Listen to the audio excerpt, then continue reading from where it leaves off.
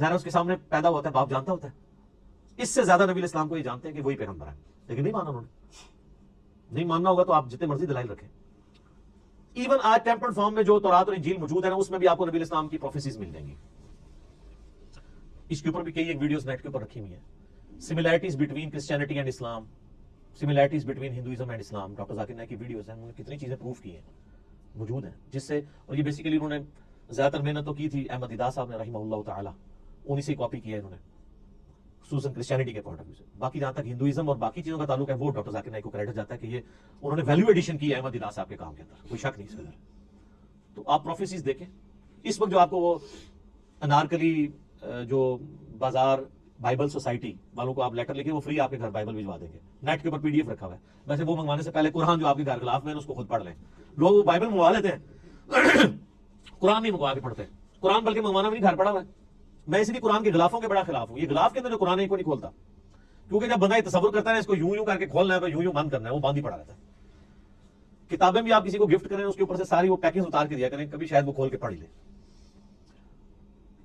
وہ آپ پڑھے تو اس میں آپ کو ڈیوٹرانومی چیپٹر جو ہے تورات کے اندر، اولڈ ٹیسٹمنٹ کے اندر ملے گا، اس کا باب نمبر 18 ہے، اس میں آیت نمبر 18 ہے کہ موسیٰ علیہ السلام کو اللہ تعالیٰ نے وحی کی کہ اے موسیٰ میں تیرے بھائیوں میں سے، بھائی کون؟ بنو اسماعیل، بنو اسرائیل کے بھائی بنو اسماعیل۔ اور یہ یعنی تورات کے شروع میں پیدائش چیپٹر میں موجود ہے کہ حضرت ابراہیم علیہ السلام کی 2 بیویاں تھیں، 2 بیٹے تھے، جو مین حضرت یعقوب علیہ السلام جو ان کے حضرت اسحاق کے بیٹے تھے، تو وہ آگے ان سے وہ بنی اسرائیل چلے، اور دوسری طرف حضرت اسماعیل تھے۔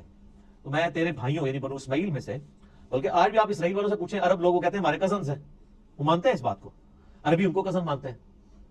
اس لیے ہمیں شک پڑتا ہے اندر سے دونوں ملے ہوئے نہ ہوں، جو کچھ مسلمانوں کے خلاف یہ لوگ کر رہے ہوتے ہیں۔ ہم اسرائیل کو تسلیم نہیں کیے بیٹھے ہوئے اسلام کی حمیت میں، اور جن لوگوں کی اصل دشمنی تھی وہ ان کے ساتھ پینگیں بڑھا رہے ہیں۔ تو وہ ڈیوٹرانومی چیپٹر میں 18 نمبر میں آیت نمبر 18 ہے، موسیٰ میں تیرے ان یعنی ماننے والوں کے بھائیوں میں یعنی ان کے کزنز کے اندر تیری مانند ایک رسول اٹھاؤں گا جو ان پہ میری آیات کو تلاوت کرے گا۔ اور اسی طریقے سے گاسپل آف جان جو ہے، جو اولڈ ٹیسٹمنٹ نیو ٹیسٹمنٹ کٹھے وہ انجیل مقدس چھپی ہوئی، اس میں جو نیو ٹیسٹمنٹ میں گاسپل آف جان ہے، اس کے اندر چیپٹر نمبر 15 سے 18 تک آپ کو کئی آیات ملیں گی۔ حضرت عیسیٰ علیہ السلام نے ماننے والوں کو کہتے ہیں میرا دنیا سے جانا تمہارے لیے رحمت ہے، میں جب جاؤں گا تو میں اپنے رب سے ریکویسٹ کروں گا اس ہستی کو دنیا میں بھیجیں گی جو میرا نام دنیا میں روشن کریں گی۔ مجھے تم سے بہت کچھ کہنا ہے لیکن تم ابھی ان چیزوں کے متحمل نہیں ہو، وہ جب ہستی دنیا میں آئیں گی تو وہ تمہیں وہ ساری چیزیں تعلیم کریں گی، اور اللہ تعالیٰ ان کے منہ میں اپنا کلام ڈالے گا۔ یہ جو پروفیسی ہے یہ دنیا میں کسی پروفٹ کے بارے میں نہیں ہے، باقی سارے پیغمبروں کو سلیبس کی فارم میں کتاب تختیوں کی شکل میں موسیٰ علیہ السلام کو ملا۔ یہ جو اللہ تعالیٰ کلام ان کے منہ سے بلوائے گا، ان کے سینے پہ نازل کر کے، یہ ہے ہی صرف نبی علیہ السلام کے لیے۔ اچھا، وہ اب اس کے اوپر بھی ٹیکنیکل بحث ہے، عیسائی کا اعتراض کرتے ہیں، وہ ارادہ سے ٹاپک ہے، میں اس کو سکپ کرتا ہوں۔ بہرحال وہ جو ڈیوٹرانومی جس اولڈ ٹیسٹمنٹ والا حوالہ اس کو کرسچنز اور جوز دونوں مانتے ہیں، نیو ٹیسٹمنٹ کو صرف کرسچنز مانتے ہیں۔ اس کے اندر یہ جو ہے نا کہ تیرے بھائیوں میں سے تیری مانند رسول اٹھاؤں گا، تو وہ کرسچنز کہتے ہیں یہ جو تیری مانند سے مراد ہے نا، یہ حضرت عیسیٰ کی پیش گوئی ہے کہ حضرت موسیٰ کے بعد حضرت عیسیٰ بھی یہودیوں میں پیدا ہوں گے۔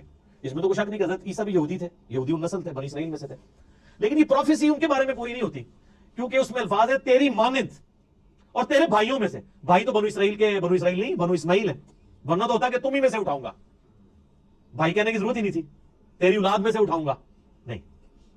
بنو اسماعیل میں نبی علیہ السلام کے علاوہ تو کوئی پروفٹ بھی نہیں ہے۔ اور تیری مانند میں دیکھیں کیا قیامت مضمر ہے کہ حضرت موسیٰ علیہ السلام کی مانند ہمارے ہی پیغمبر ہیں صلی اللہ علیہ وآلہ وسلم۔ حضرت موسیٰ علیہ السلام کی نیچرل ڈیتھ ہوئی ہے، حضرت عیسیٰ علیہ السلام کی نیچرل ڈیتھ نہیں ہوئی، بلکہ اللہ نے ان کو اٹھا لیا۔ چلے کرسچنز کے نزدیک وہ شہید کر دیے گئے، نیچرل ڈیتھ نہیں ہوئی۔ تو حضرت موسیٰ علیہ السلام کی مانند ہمارے محبوب صلی اللہ علیہ وآلہ وسلم ہے، حضرت عیسیٰ نہیں ہے۔ اچھا، حضرت موسیٰ صاحب امت پیغمبر تھے، 6 لاکھ کا لشکر لے کے نکلے، اور حضرت عیسیٰ علیہ السلام کے بس صرف 12 بندے ایمان لے کے آئے تھے، اور ان کی جان بھی اللہ نے بچائی ان کو زندہ اٹھا کے۔ ہمارے محبوب صلی اللہ علیہ وآلہ وسلم بھی صاحب امت تھے، آپ کی مبارک زندگی میں 1 لاکھ سے زیادہ لوگ آپ پہ ایمان لا چکے تھے، اور آج تو ماشاءاللہ آپ دیکھ لے پا رہے ہیں۔ اس ریزیمبلنس میں بھی ہمارے محبوب صلی اللہ علیہ وآلہ وسلم حضرت موسیٰ سے زیادہ ریزیمبلنس رکھتے ہیں ایز کمپیئر ٹو حضرت عیسیٰ جو موسیٰ علیہ السلام سے رکھتے ہیں۔ حضرت موسیٰ علیہ السلام کی پیدائش نارمل طریقے پہ ماں باپ کے ذریعے ہوئی ہے، اور ہمارے نبی علیہ السلام کی پیدائش بھی نارمل طریقے سے ماں باپ کے ذریعے ہوئی ہے، لیکن حضرت عیسیٰ علیہ السلام کی پیدائش نارمل نہیں ہے، معجزانہ طور پہ اللہ تعالیٰ نے ان کو پیدا کیا۔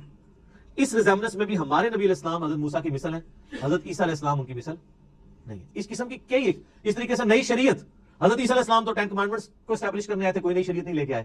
موسیٰ علیہ السلام کی شریعت کو آگے لے کے چلیں, ہمارے نبی علیہ السلام نئی شریعت لے کے آئے جس طرح کہ موسیٰ علیہ السلام کی شریعت نہیں تھی. اس اعتبار سے بھی ہمارے محبوب صلی اللہ علیہ وسلم اور حضرت موسیٰ علیہ السلام کے اندر ریزیمبلنس پائی جاتی ہے جو حضرت عیسیٰ اور موسیٰ میں نہیں پائی جاتی. لہٰذا یہ جو پروفیسی ہے ڈیوٹرانومی کی چیپٹر نمبر 18 ورس نمبر 18 کتاب الاستثناء چیپٹر, یہ من وان ہمارے محبوب صلی اللہ علیہ وسلم کے بارے میں پوری ہوتی ہے اور کسی شخص کے بارے میں نہیں. اب اس میں بھی گھنٹوں بولا جا سکتا ہے لیکن سکپ کرتا ہوں میں سے. علمی پوائنٹ نمبر 7, قرآن حکیم کی زبان عربی ہے جو آج تک اسی طریقے سے زندہ ہے جو نبی اسلام کے مبارک زمانے میں تھی. سر آج سے 100 سال پہلے کی اگر آپ شیکسپیئر کی انگریزی پڑھیں نا تو آپ کو کئی الفاظ نہیں آئیں گے. شیکسپیئر کی انگریزی تو چھوڑ دیں, آپ فضائل مال آج سے 50-60 سال پہلے جو لکھی گئی ہے اس میں کئی اردو کے الفاظ ہیں جو آج مستعمل ہی نہیں ہے. ہر 50-60 سال کے بعد کتاب تبدیل ہو جاتی ہے اس حوالے سے سمجھنے کے اعتبار سے کہ اس کی جو لینگویج ہے نا وہ چینج ہو جاتی ہے, ایوالو ہو رہی ہوتی ہے. لیکن عربی ایسی ایوالو ہوئی ہے کہ قرآن حکیم کی برکت سے اللہ نے اسے چینج نہیں ہونے دیا. آج بھی وہی عربی بولی جا رہی ہے حجاز کے اندر اور پورے ایریے کے اندر. عربی زبان کو فریز کر دیا ہے قرآن حکیم نے. اور قرآن حکیم میں سورہ یوسف کے سٹارٹ میں بھی آیا اِنَّا جَعَلْنَاهُ قُرْآنًا عَرَبِيًّا لَعَلَّكُمْ تَعْقِلُونَ, ہم نے قرآن عربی میں نازل کیا ہے تاکہ تم اس کو سمجھ سکو, تمہاری اپنی زبان میں نازل کیا. سورہ انبیاء میں آیا کہ تم غور نہیں کرتے, یہ وہ کتاب ہے جس میں تمہارا ذکر موجود ہے, اس کے ساتھ تم مانوس ہو, تمہاری اپنی لینگویج میں بات ہو رہی ہے. پھر اس طریقے سے قرآن حکیم میں ہے یہ فصیح اللسان عربی زبان کے اندر ہے. پھر اللہ تعالیٰ نے قرآن حکیم میں یہ بھی فرمایا کہ یہ کہتے ہیں اس نے کوئی اجمی غلام چھپا کے رکھا ہوا ہے جو اسے پڑھاتا ہے یہ کتاب.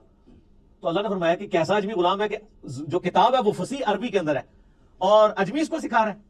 یہ بات یہ نہیں تمہارا یعنی چھڈو اور پھڑی بھی جائے, ایڈی لمبی چھڑ دو, اتنی لمبی گپ شپ فٹ ہی نہیں بیٹھتی. تو یہ عربی فصیح زبان اور آج تک قرآن کی برکت سے اللہ تعالیٰ نے عربی کو محفوظ رکھا ہے.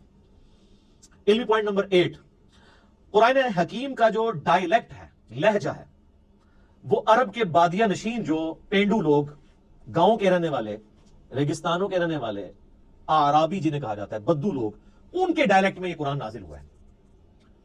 یعنی جس طرح آپ آج بھی دیکھ لیں, ایک ہے شہری پنجابی عجیب پٹھی سیدھی, اور ایک ٹھیٹھ گاؤں کے لوگوں کی پنجابی ہے. اس کے ڈائلیکٹ میں اور شہری پنجابی کے ڈائلیکٹ میں کتنا فرق ہے. اور ایک ہے لکھنؤ کے لوگوں کی, یو پی کے لوگوں کی اردو, اور ایک ہے ہم پنجابیوں کی اردو. ڈائلیکٹ میں فرق ہے. ہم اردو زبان کو سیکھ تو ضرور سکتے ہیں, اس ڈائلیکٹ کو بھی سیکھ سکتے ہیں, لیکن پھر بھی کہیں نہ کہیں پکڑے جاتے ہیں کہ پنجابی ہے. میں نے تو اپنے آپ کافی اوورکم اس اعتبار سے کیا ہے کہ الفاظ کی ادائیگی ٹھیک ہو, لیکن بعض اوقات اپنے لہجے سے پتہ چل جاتا ہے کہ یہ اردو بولنے والا پٹھان ہے, پنجابی ہے, بلوچی ہے, سندھی ہے. تو اس اعتبار سے جو ڈائلیکٹ ہے نا قرآن کا وہ ہے عرب کے بادیہ